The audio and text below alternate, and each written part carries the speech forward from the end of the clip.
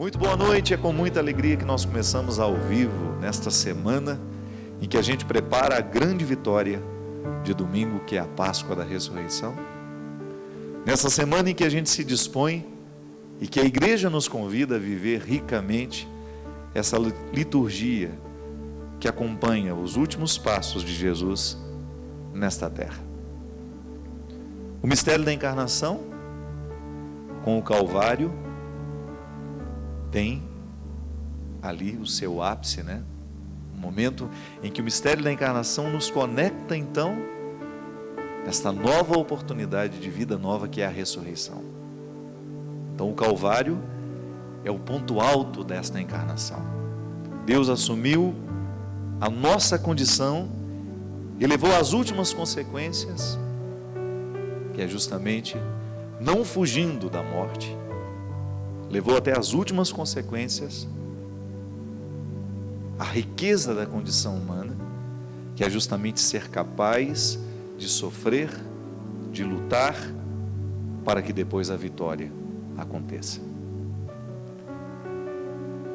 Mergulhados neste significado santo, de ter uma semana santa, onde a gente tem a oportunidade de refletir a nossa vida a partir da vida de Jesus. E não é difícil, né? Quem aqui não tem um Calvário para subir também? Quem aqui, de vez em quando, não se sente miserável, com uma dor que nos tira o sono, com uma preocupação, com uma luta? É a vida. E não é diferente em mim, não é diferente no Christian, não é diferente em você. Basta que a gente tenha a oportunidade de partilhar.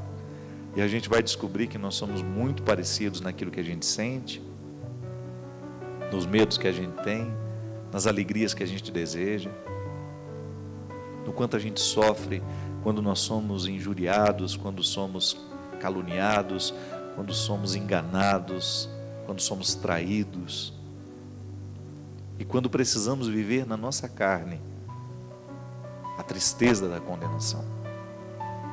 É o que Jesus sofreu. Mas tudo isso e a gente pode extrair um significado de tudo isso, descobrindo que toda vitória é possível, mesmo quando nós estejamos aparentemente fracassados. Mesmo quando nós temos aquela sensação de derrota. Não. A vitória de Deus é preparada em todo o coração, que mesmo aparentemente derrotado, não desiste de lutar. Essa é a grande diferença, minha gente. É isso que diferencia um ser humano de todos os outros. Ainda hoje falava isso. Conversava sobre isso com um amigo.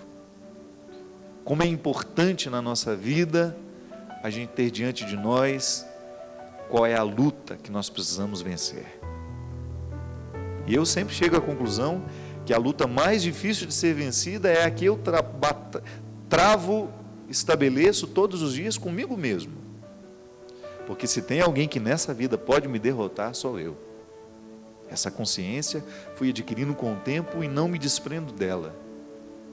Eu sei que para Deus me fazer um vencedor, eu tenho que lutar o tempo todo para que eu não venha me derrotar. Falávamos sobre isso aqui na semana passada, como nós nos boicotamos, né? E não custa repetir um pouco.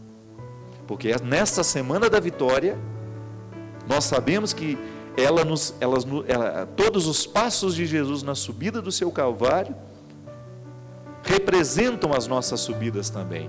Mas a gente corre o risco de ficar caído ali, nas primeiras estações, e não chegar à vitória da ressurreição, se a gente não tomar uma postura que nos favoreça.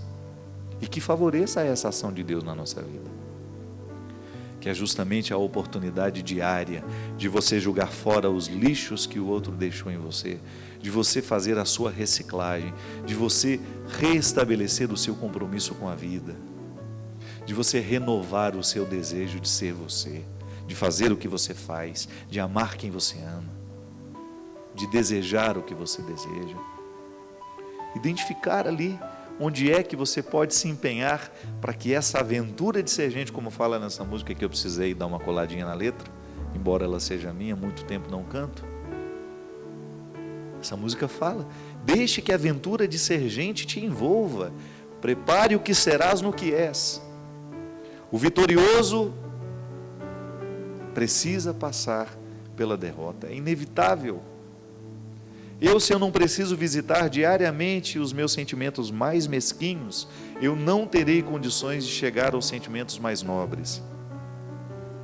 Se eu não visito os meus fracassos diariamente, eu não saberei receber a vitória que também posso. Ainda hoje vivi um momento tão iluminado hoje à tarde, tomando uma decisão da minha vida ali, naquele momento. Pedi a Deus: meu Senhor, me dê aqui um sinal da sua proteção e de que estou fazendo a coisa certa. Quando olho para o céu, minha gente, um arco-íris, lindo, mais lindo, que durou 2 minutos. Eu vi naquele sinal da natureza, como que Deus dizendo para mim: vai lá, meu filho, faz o que você precisa fazer, que eu estou do seu lado, como sempre estive. Não vou permitir que você dê um passo em falso. Porque eu vou te falar uma coisa: esse padre aqui é pecador, é miserável, mas se tem uma coisa que ele tem, é a certeza da proteção de Deus. Tenho muitas misérias, mas são muitas. Visito todos os dias essas misérias, nem tanto com atitudes, mas no reconhecimento da miséria que mora dentro de mim. E graças a Ele, eu faço o meu esforço diariamente de não permitir que essas misérias venham prevalecer. Porque o projeto dele para mim é muito maior. O projeto dele para você é muito maior. E fazer a experiência dessa vitória é passar por aquilo que você é. É inevitável. Se você não estiver disposto a lidar com você, desista, você não saberá lidar com Jesus. Lidar com Jesus requer que você aprenda e queira lidar com você. Nós não praticamos uma religião desencarnada. A minha fé em Jesus não me exime de ter fé também em mim. Deus quis o tempo todo participar da nossa história. Ter fé nele também significa ter fé em mim. Querer essa vitória significa também fazer a minha luta diária para que eu tenha condições de atualizar essa vitória de Deus na minha vida. Mas aconteceram tantas coisas desagradáveis. Estamos acima disso. Eu já disse isso aqui várias vezes. Eu prefiro ser roubado a ser aquele que rouba.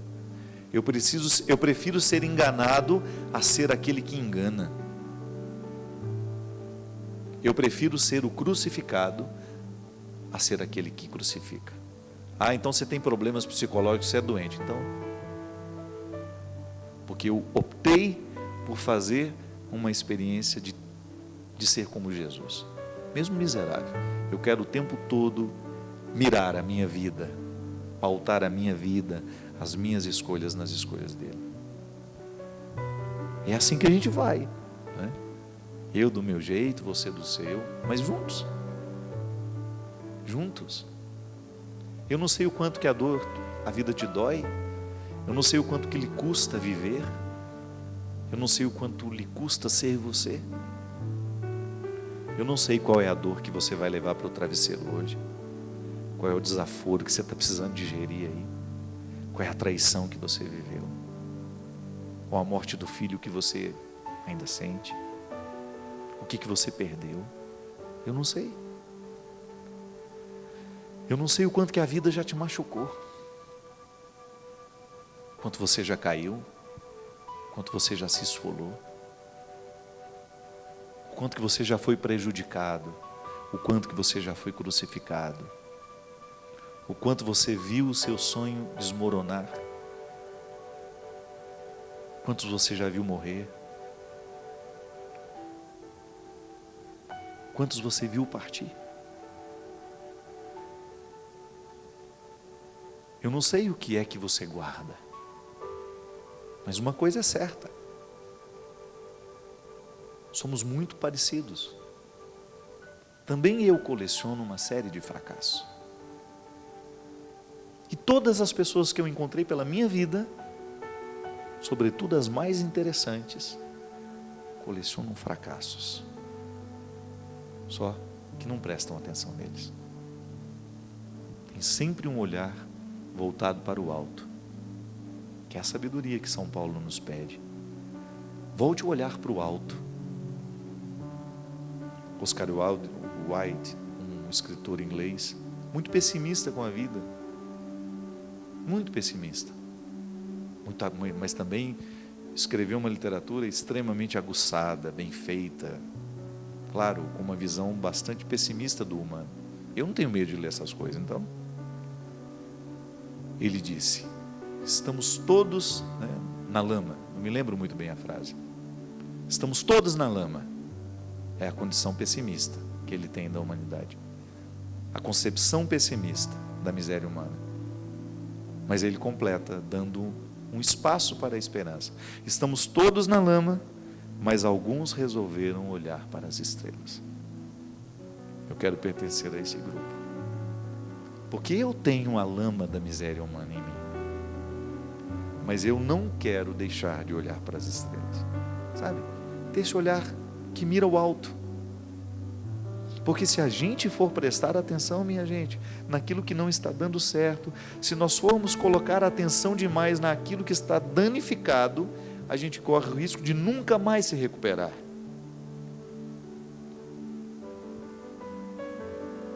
Ninguém prometeu que seria diferente. Quem disse que seria um mar de rosas? Quem disse que seria fácil? Chegar à glória da ressurreição requer passar pelo Calvário. Foi com Jesus e vai ser com todos nós. Não estamos aqui propondo um masoquismo, vamos correr atrás do sofrimento, não precisa não, ele vem. Ser gente já é condição sine qua non para que o sofrimento aconteça. Então não vai precisar correr atrás dele não. Agora, na hora que ele chegar, receba-o do jeito certo. Não permita que o seu sofrimento se transforme em amargura. A amargura nos mata aos poucos, provoca até câncer em nós.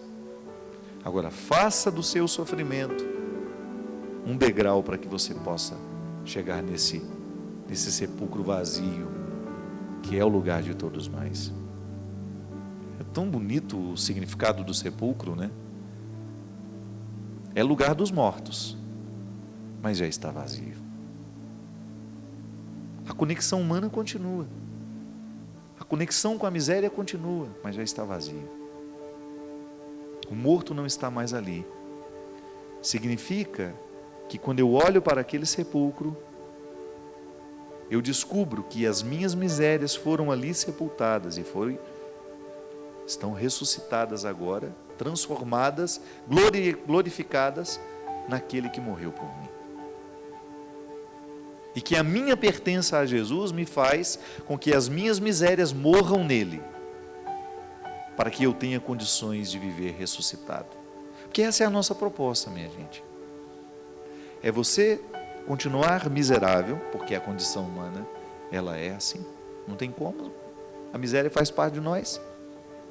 Mas eu estou debaixo da luz da ressurreição. E porque estou iluminado pela ressurreição, eu compreendo melhor as minhas misérias e tomo conta das minhas misérias para que elas não tomem conta de mim. Eu administro o problema, não permito que o problema me administre. Lembra? Eu nunca me esqueço, eu acho que já até falei isso daqui. Tem uma amiga em Taubaté, até muito tempo não a vejo, a Viviane. A Viviane tem câncer. Já foi diagnosticado há muito tempo. Quanto tempo já, Cidinha? Uns 12, 14 anos a Viviane luta contra o câncer. Muito debilitada em alguns momentos, de repente ela melhora. E na última viagem que nós fizemos para a Terra Santa, que a Viviane foi, algumas pessoas ficavam surpresas quando ficavam sabendo que ela tinha câncer. E aí eu encontrei a resposta porque ela tinha tanta disposição. Lá à base de morfina, né? E andando e peregrinando. A Viviane tem câncer, mas o câncer nunca conseguiu ter a Viviane. Recurso de linguagem, padre. Isso é uma fala que não se adapta à realidade. Para mim é. Porque também encontro pessoas que têm problema, mas o problema não tem aquela pessoa. Então, porque o problema não a tem, porque ela não se deixou possuir pelo problema, ela tem mais condições de lidar com o problema. Diferente daquela pessoa que não tem problema, mas é o problema que a tem. O problema foi tomando tanto conta daquela pessoa, foi dominando tanto, que ela perdeu a pertença. É aquela pessoa que já está desanimada demais, que só fala dos problemas que tem, que já perdeu a esperança. Sabe, minha gente, a nossa luta, ela é diária. O tempo todo. Ontem eu comemorando o meu aniversário, eu ficava com muita simplicidade. Não teve festa, não fiz questão de não ter festa. Passei ao lado de poucos amigos que tiveram a oportunidade de me encontrar. Não sou muito de fazer festa para isso. Eu acho que a comemoração ela é o ano inteiro. Esqueci seu aniversário. Não tem problema não. A gente tem que se cuidar o ano inteiro. A gente tem que se amar o ano inteiro. Não é um cumprimento que vai fazer diferença para mim. Mas ontem o que eu refleti era justamente isso. Quando eu fiz questão de celebrar a missa às 11h15, na hora que eu nasci. 11h15 da manhã. Já nasci perto do almoço. Pronto para o almoço já. Por isso que eu sou um bom prato, isso mesmo. Nasci na hora do almoço, nasci com fome. E o evangelho de ontem me chamou muita atenção. Porque, não sei se você participou da liturgia de ontem, é aquele evangelho em que Judas come o pão, molha no vinho, come, e logo em seguida ele traz Jesus. E eu fiz uma reflexão muito simples, ela nem é exegética, porque nunca ouvi um exegeta falar sobre isso, e não tem nenhum fundamento o que eu disse, o que eu refleti na missa. Mas para mim foi o que falou alto. Durante o banquete, enquanto todos estavam com fome, Judas ainda era fiel. Na hora que matou a fome, que ele estava saciado, ele se encorajou para a traição. Mas sabe o que eu pedi a Deus ontem? Que eu fosse alguém que tivesse sempre fome, que eu nunca me sentisse saciado, porque se eu me sentir saciado, eu corro o risco de trair o que há de mais sagrado em mim. Quero continuar com fome. Como diz o poema da Adélia Prado, né? Nem a faca, nem queijo. Eu quero é fome. Eu quero é continuar com a minha alma desejosa. Eu quero é continuar sedento de vida. Não quero me sentir satisfeito, porque eu tenho, claro, satisfação temporária, na medida certa. Eu não quero estar naquela sensação de que já alcancei tudo o que de mim eu poderia alcançar. Não. Eu quero sempre alimentar essa fome. A saciedade, ela corre o risco de nos colocar indispostos, né? Um para o outro. É igual um almoço. Quando você reúne, antes do almoço todo mundo conversa e todo mundo fala. À medida que as pessoas vão comendo, vão se alimentando, elas vão ficando pesadas, né? Depois você fica incapaz de dar um recado se você precisar, porque o alimento pesou. Então a fome tem um significado interessante. Ela nos dá uma disposição para ir atrás do alimento. É isso que eu quero. Fazer da minha vida uma experiência constante de fome. Desejar ardentemente viver. E nunca sentir que a satisfação encontrada é o ponto final das minhas procuras e das minhas buscas. Um bom propósito para a gente viver a Semana Santa.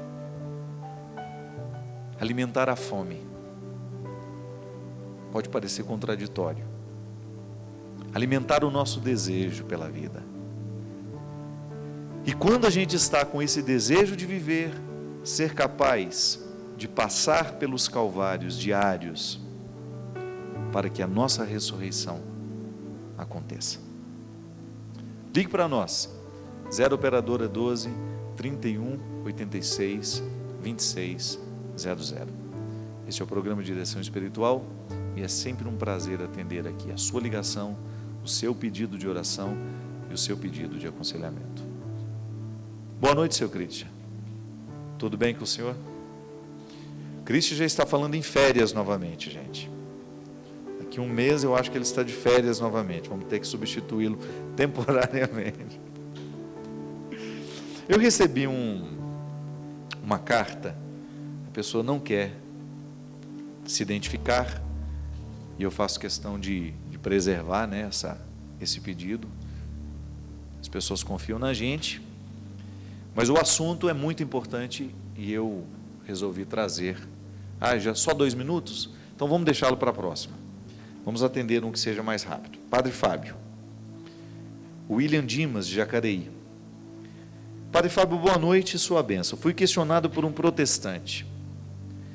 Ele disse: se somente Deus é onisciente e onipresente, como Maria e os santos podem ouvir a nossa oração? Se eu e outras pessoas estamos rezando para Nossa Senhora e ou santos, como eles podem nos ouvir ao mesmo tempo?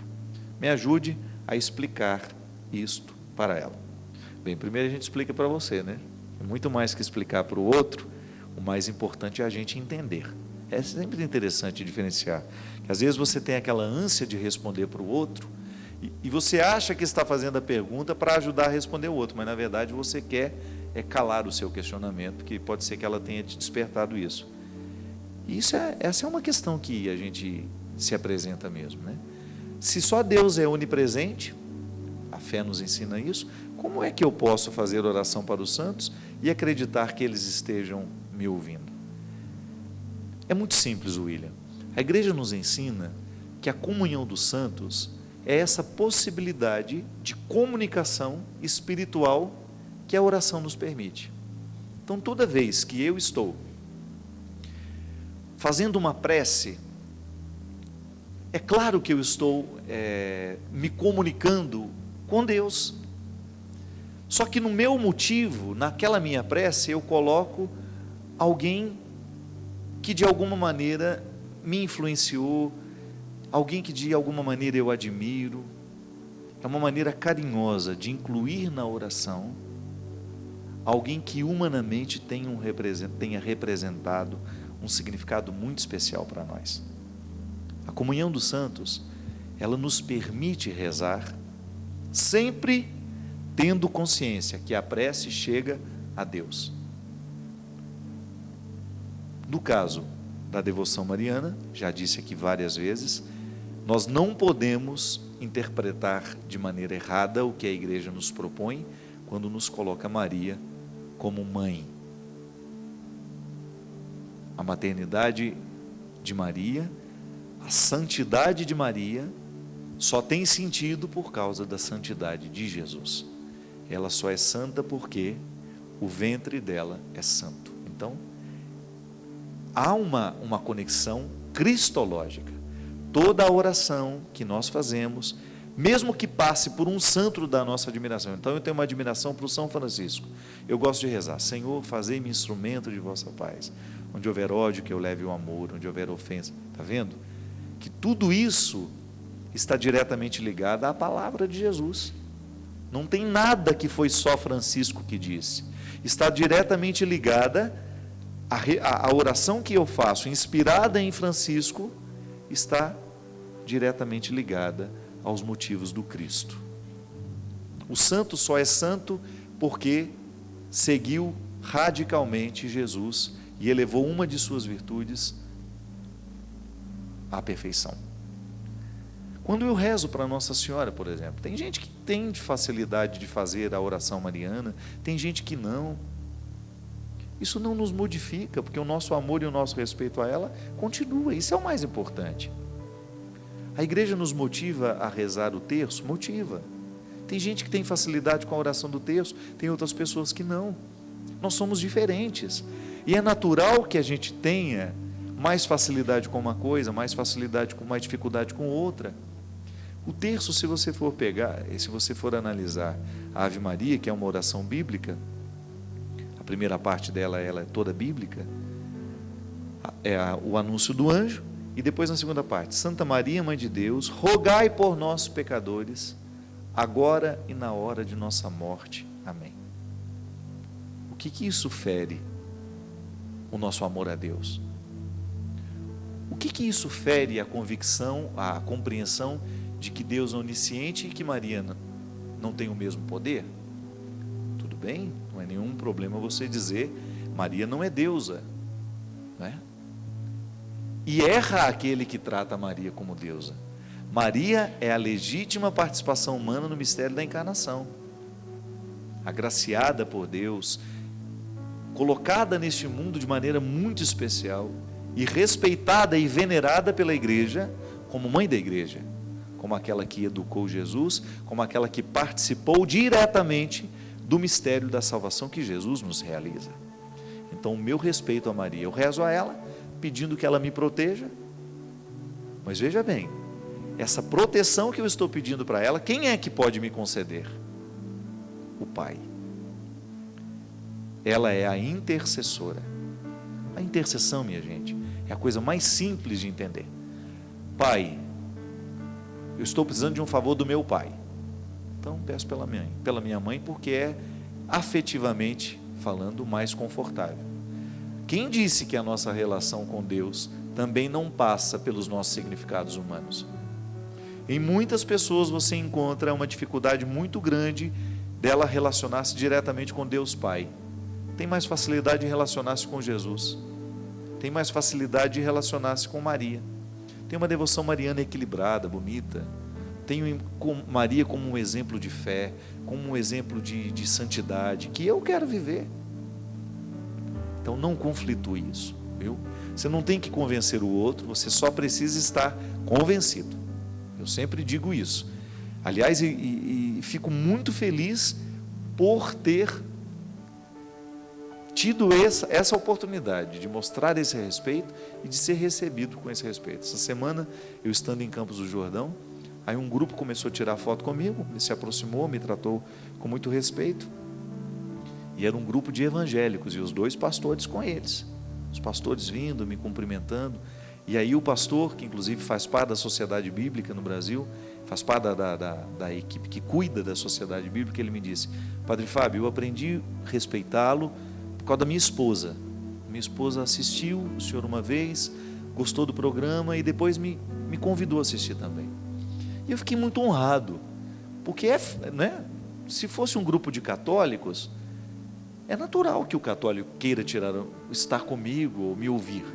Agora um grupo de evangélicos me tratando com tanto respeito, com tanta reverência, aquilo para mim foi tão, sabe, um presente de aniversário, né? Poderia dizer assim. Significa que a nossa comunhão dos santos esteja acontecendo, mesmo com diferenças. Eu não quero convencê-los de nada, eu quero que Jesus aconteça no coração deles. Se lá naquela igreja, esta presença de Jesus está sendo salvífica, eu louvo a Deus por aquele pastor, pelo ministério dele, da mesma maneira como ele louva pela minha vida. Isso é comunhão dos santos, isso já é intercessão. Quando eu olho para um pastor e falo, pastor, reze por mim, assim como ele também, padre, ore por mim, isso é intercessão dos santos. Os evangélicos fazem isso, eles oram uns pelos outros, eles pedem. Eu vejo lá o Twitter, eu acompanho o André Valadão, que é um rapaz que eu admiro muito. O André de vez em quando fala lá, vamos orar nessa intenção, vamos pedir a Deus nessa intenção. As pessoas pedem oração a Ele, isso é intercessão. Então que problema tem eu invocar nessa comunhão dos santos a presença de São Francisco, por exemplo? Ô São Francisco, reza por mim. Se eu tenho o direito de pedir isso a um humano, não vou ter direito de pedir isso a um santo? Mas sempre tendo a certeza que o favor me será concedido por Deus. Essa é a grande questão. Se eu peço a Maria, se peço a Nossa Senhora, a Santa Clara, a São Francisco, a São Geraldo, eu tenho que ter sempre consciência que a graça nos vem através do Pai.